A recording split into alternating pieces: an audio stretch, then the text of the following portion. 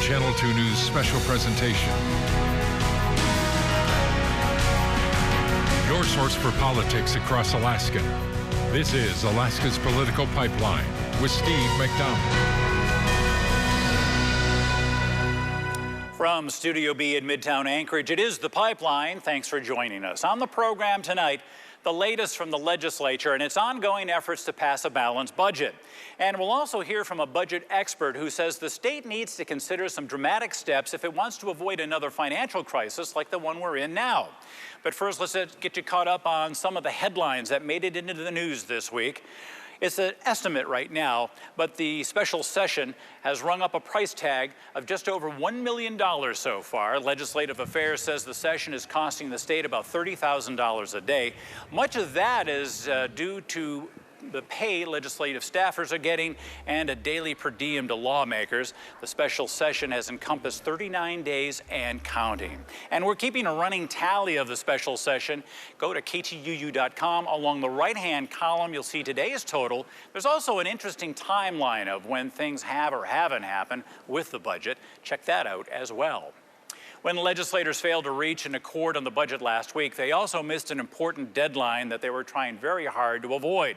They wanted a spending plan in place before some 10,000 letters to state employees were mailed out. The letters warn employees that they face layoffs if lawmakers fail to have a budget in place. That deadline is July 1st.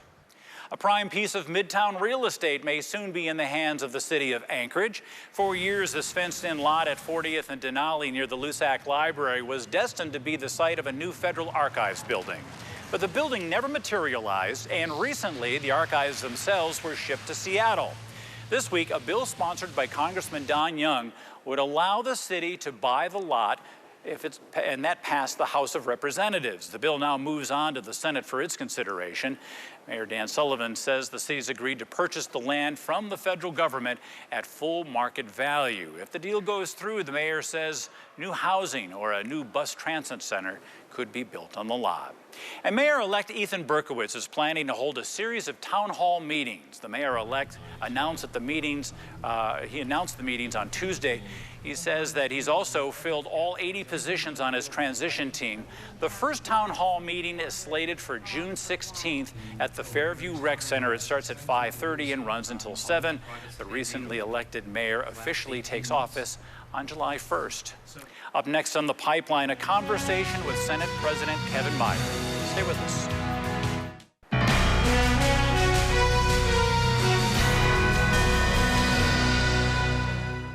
Welcome back. Joining us now on Alaska's Political Pipeline is Senate President Kevin Meyer. And always good to see you and have you here. Yeah, thank you, Steve. Good to be here. 5-6 months ago, whenever it was that you were elected president of the Senate, did you think you'd be getting into this much hot water at this point? No, I didn't, Steve. It's certainly an honor, and I feel thrilled to be the presiding officer over the Senate. But normally you oversee the body for 90 days while you're in session, and then you go on in the interim and live your normal life and meet with your constituents, have picnics, and etc. But yeah, this has been the session that just won't end. But we're in uncharted waters. We've never been in a situation like this before, and I hope people understand that we're basically making history here because we've just never been faced with an $8 billion deficit before. These are extraordinary times that you haven't faced before, and how is you could see it's taking a toll on lawmakers on the Senate side, on the Republican side, on the House side, Democrats certainly. How has it been for the body to go through all of this? Well, it's stressful because we all want to finish the session as soon as possible.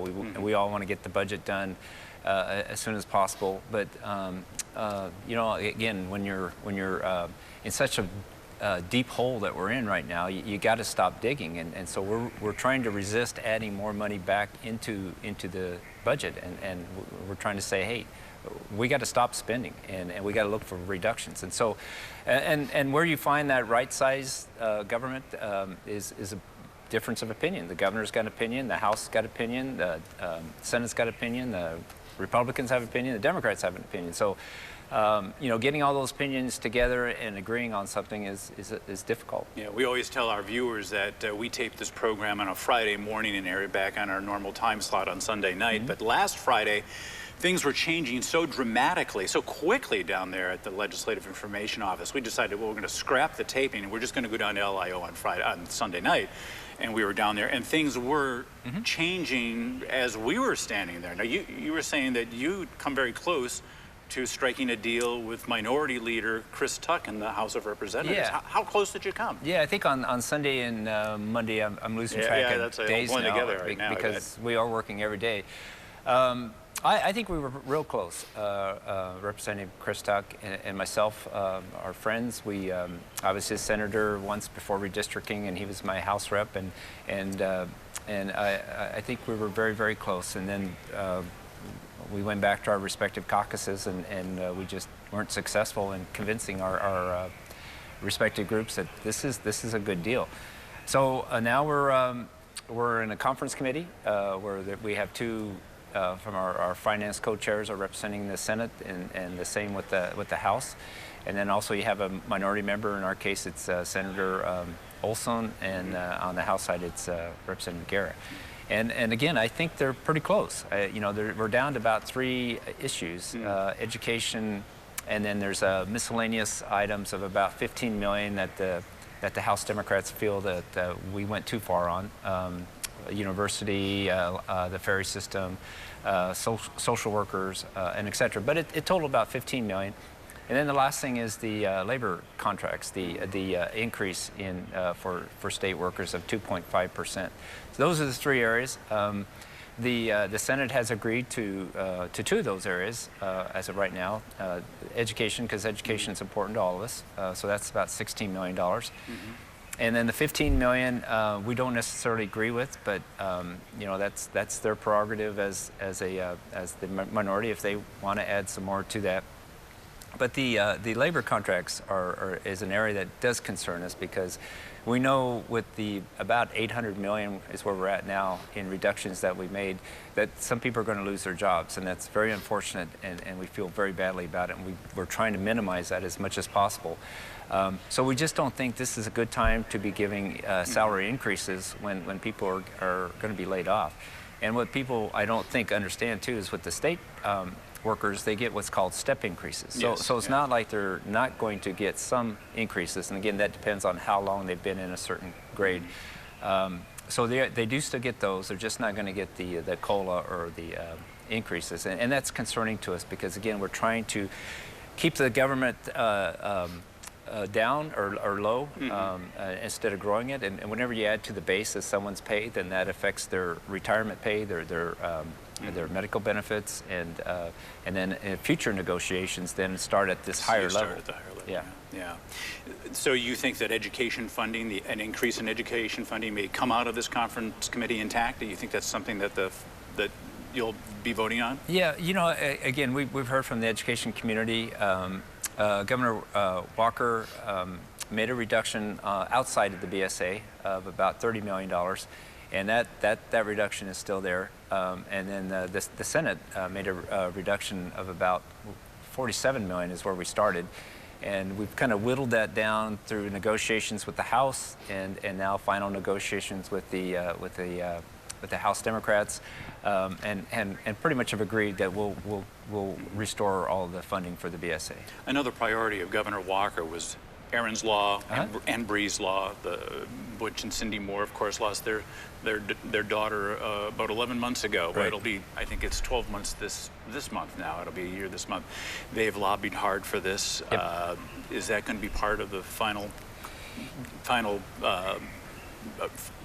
the list that goes before the And I've met with Butch and Cindy, and I have 2 daughters myself, and I just can't think of anything that could be possibly worse than to lose a child. So if we can prevent that in some way, we should. Now, Senator Dunleavy, of course, added 3 more pieces of legislation to it. He kind of watered down Aaron's Law, Bree's Law. He kind of watered that down in the Education Committee, and that upset a lot of people. Is that going to be changed back to the original form? Well, you know, and that's what happens when you start changing the bill. Then others think, well, we can make changes too. So when we changed Aaron's law, I think the House did it actually, and then included Bree's law for Cindy and Butch more. Then, you know, Senator Dunleavy said, well, you know, I've got some things too that I'd like to add to this bill. And as the committee chairman, if he can get the votes of his committee, he has that prerogative. So, yeah, he made some changes, and perhaps he made too many changes. But the bill is now in the Senate Finance Committee. Senator McKinnon has a hearing scheduled for tomorrow and Sunday on it. Okay. So I think something positive will come out of that committee, and we should have it on our Senate floor early next week. Okay. And I'm hoping we'll also have a budget at the same time. Sounds good. So early next week then. Are you confident then that the legislature is going to be able to avoid a government shutdown? We're still weeks away, but July 1st. Are you confident that this is going to be avoided? Yes, yes. I mean, as confident as I can be. Yeah. I mean, I'm one of 60, right. Obviously, but that's certainly my goal. My desire is not to get to July 1st. Of course, my desire is not to get to June 1st. So I can't say with 100%. But I think it's safe to say none of us want to get there, and we're going to be working hard to avoid that. Mm-hmm. How about conversations with Governor Walker? We have just a few seconds left in our segment here, but how's the relationship been with the governor? There's been some rocky times during the session. Yeah, well, you know, the governor is new to the process, and so he's had to adjust to the fact that he, you know, he can't just say, hey, I'm governor, this is what's going to happen. Mm-hmm. He needs to work with us, and we as a legislature, you know, we've had Governor Parnell for 6 years, so we have to adjust to a new leadership style too. So we're all adjusting to each other, but I think my relationship with the Governor Walker has been pretty good. I mean, again, once you get past the kind of, well, why did you do that? Well, I didn't know I could. So, yeah. So I think the longer he's there, the relationship should get better. Okay. Senate President Kevin Meyer, it's always good to have you, sir. You too, Steve. Thank you very much. You too. Okay. All righty. When the pipeline continues, some ideas for closing the budget gap. That's when we return. Stay with us.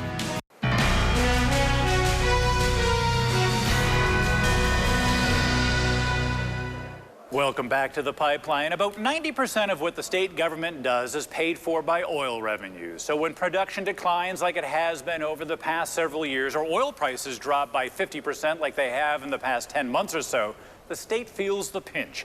It's those two developments that have created the nearly $4 billion budget shortfall that the legislature is fighting to deal with. But is the legislature doing all that it can to solve the state's fiscal crisis? Joining us now is Brad Keithley of Keithley Consulting. He's been watching the oil industry as well as the state fiscal situation for years. Welcome to the program. Thank you, Steve. I'm glad to have you here. When the price of oil began falling, it fell fast and it fell hard. We've watched oil production in Alaska decline for years as well. Should the state have seen this fiscal crisis coming, or is that being a little too harsh? No, I think for the last it's not being too harsh. For the last 5 years, there have been a series of reports addressing the state's fiscal situation and outlining that we see a fiscal crisis coming. The reports focused first on 2023 and then started getting shorter and shorter and shorter as production declined. The oil price crash has just escalated what we knew was coming in any event. Should they have been making cuts all this time, maybe small cuts here or there to prepare, or was there something that they should have been maybe doing what they're doing this session 5 years ago? What they should have done is not increased. We went from a $5.5 billion budget in 2010 to a $7.9 billion budget in 3 years. And that addition and that drag on state savings is what's really caused the problem. Is there one spot in the budget? I know education takes up a lot of the cash the state gets. I also know that, you know, we all know that health care and pensions are big ticket items. Are there areas that they should be looking at that really would make a difference in their cutting? Well, frankly, what really added to this problem was the capital budget over the years, spending on things like new baseball fields in Sitka, new swimming pools in Bethel, and AstroTurf football fields all over Anchorage. That's really what was a key trigger to the problem. But now that we're in this problem, we're going to have to make cuts virtually across the board, K through 12, Medicaid, and elsewhere. The state's been relying on cuts, at least during this session. I guess we saw some cuts made to the capital budget last year. We're seeing a lot of cuts to the operating budget this year. It's been cuts and then relying on the state savings account to balance the budget. Are there other tools that the legislature should be looking at as well to help them through this crisis? There absolutely are. Back when the permanent fund was established, Governor Hammond said at the time that the permanent fund was for two purposes. One was to produce money for dividends to each of the citizens of the state for good reasons, and the second was a portion of that income from the permanent fund was to be available to fund government when oil revenues were no longer sufficient to do so. Even back then, they saw this coming. So we need to be looking to the earnings reserve, the income from the permanent fund, to help fund government now that oil reserves are no longer sufficient to do so. Which is the third rail of politics in a lot of ways. At least nowadays it is, isn't it? I mean, that's the way it's gotten. Yes, it is, but it's really because we haven't educated ourselves on what the income from the permanent fund does. A portion of it funds dividends, and nobody's talking about cutting dividends. But a portion of it also sits in an account that's been building over time and produces additional revenue over time, and that account is what Governor Hammond talked about being available for to help fund government when oil revenues were no longer sufficient. That's what we need to be looking for. And does it have any impact at all on the amount of checks? Because you hear that now. There's letters to the editors. We get the emails to our website. Oh, you'd better not touch my permanent fund, and if you start messing around with the permanent fund, you're going to mess up the amount of my check. It doesn't have a bearing on that. It doesn't. It doesn't. The Institute of Social and Economic Research, UAA's economic think tank, has looked at this. They've designed a system that would not touch the dividend. It's easy to implement, and it makes sure that we continue to get the same dividends on the same basis that we always have. Now, does this solve the problem? If the legislature every year was to go in and use earnings, would that solve this problem? It doesn't. We need to make some additional cuts. The long-term sustainable budget number that ICER's identified is $4.5 billion. This year's budget is about at $5.3 billion. So we need to make some additional cuts to get down to the $4.5 billion. But once we get there, if we spend at that level, then we can, because with these two earnings streams, oil and earnings from the financial assets, we can continue spending at that level adjusted for inflation and population growth virtually perpetually into the future. And it doesn't hurt that much. The additional $800 million is going to hurt some people. I mean, everybody's got an interest in the budget somewhere. But if it's spread across the board and we all take a portion of the hit, it's not going to hurt any one individual that much. Is this, again, I keep saying fiscal crisis or budget crisis, and I think it is. I mean, this is truly reached crisis proportions. Is this going to change the state of Alaska for forever, or for at least a long time into the future? I think it will. I mean, as we cut back on services, we're going to see that the private sector is going to need to pick up more responsibility. Frankly, we're probably going to lose some population as there aren't the level of government services and government spending that we've become used to. But once we get through this crisis and once we get to a sustainable budget, Alaska is going to be a lot stronger state than, frankly, any other state in the lower 48, because we can do it without income taxes, sales taxes, or any other impact on the private economy. We kind of saw that in the mid-'80s when we came out of that crash. We lost a lot of banks, we lost a lot of businesses, we lost a lot of population where people just tossed their keys to the condo on the bank desk because they couldn't pay anymore and left town. But when we came out of that, the state was much stronger. We saw another big drop in the 90s with oil prices, and there was hardly a blip on the screen back then. Yeah, we've just gotten away from fiscal discipline. The last 5 years have been the worst in Alaska's history in terms of deficits, in terms of spending levels, and in terms of, frankly, spending on things we don't need, just things we wanted. We've lost fiscal discipline. We need to get that back. This is an opportunity to get it back. Once we do, we have a strong fiscal future. You talked about education, too, and how Alaskans need to be educated. Politicians need to be educated on this, too, don't they? They feel, I would assume that they're looking at this as, this is going to be, if I use the earnings, I'm going to get hit over the head by my opponent next year in the next election as raiding the permanent fund.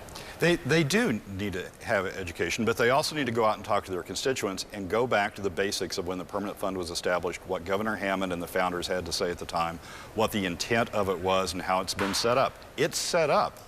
The permanent fund earnings is set up to accommodate this situation without affecting dividends. And we just need for Alaskans to understand that as we step forward. And it has been done in the past. How many times, I mean, people need to realize that the earnings have been used to balance budgets in the past, correct? It hasn't been often, and it's not been consistent, because what's happened is each time we've hit this crisis, oil prices have bounced back up, and we had high enough production that we then sort of forgot the crisis we were in. This time is different. Oil prices aren't going to bounce back up. We don't have the production levels we used to have. So we're going to have to become used to a new fiscal regime going forward.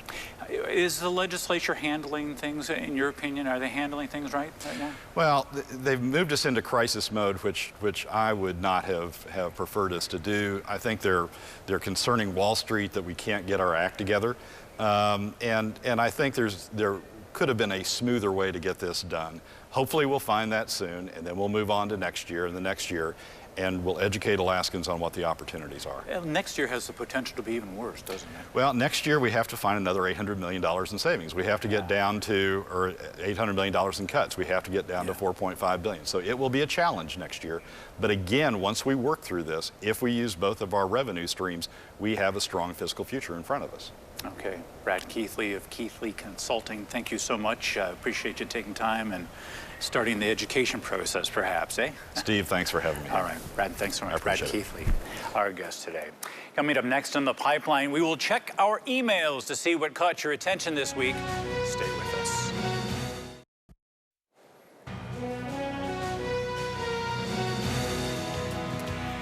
As the legislature's budget fight wears on, Alaskans are getting fed up. Channel 2's Austin Baird joins us with an idea of what people make of the continuing overtime. Austin.